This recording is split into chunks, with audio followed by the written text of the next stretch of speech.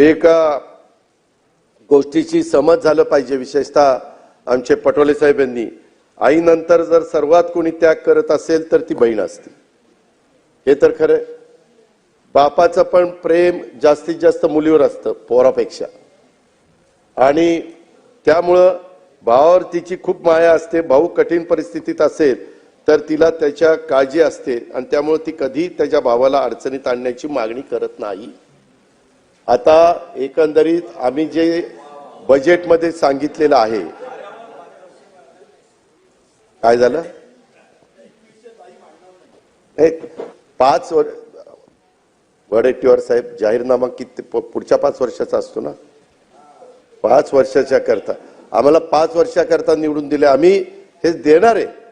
आम्ही कधीच कोणी नाही म्हणलं नाही. मुख्यमंत्री नाही म्हणले नाही, एकनाथ नाही म्हणले नाही, आदिती नाही म्हणले नाही.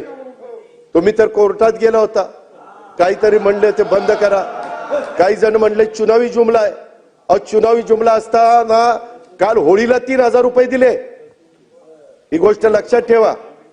आणि मी सभागृहाला एक गोष्ट सांगू इच्छितो की एकंदरीत ही योजना आणत असताना अध्यक्ष महोदय 2 GR आहेत. पहिला GR निघाला होता, नंतर आम्ही ते 60चं 65 केलं आणि दुसरा GR काढला.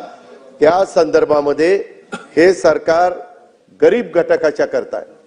अध्यक्ष महोदय, जी खुरपणीला जाणारी माझी महिला आहे, जी झाडू पोतना करणारी आहे, जी धुणं भांडी करणारी आहे, जी झोपडपट्टीमध्ये राहणारी आहे, जी दिवसभर काही भाजीपाला विकत घेऊन विकते आणि नंतर तिचं कुटुंब चालतं किंवा चूल पेटते,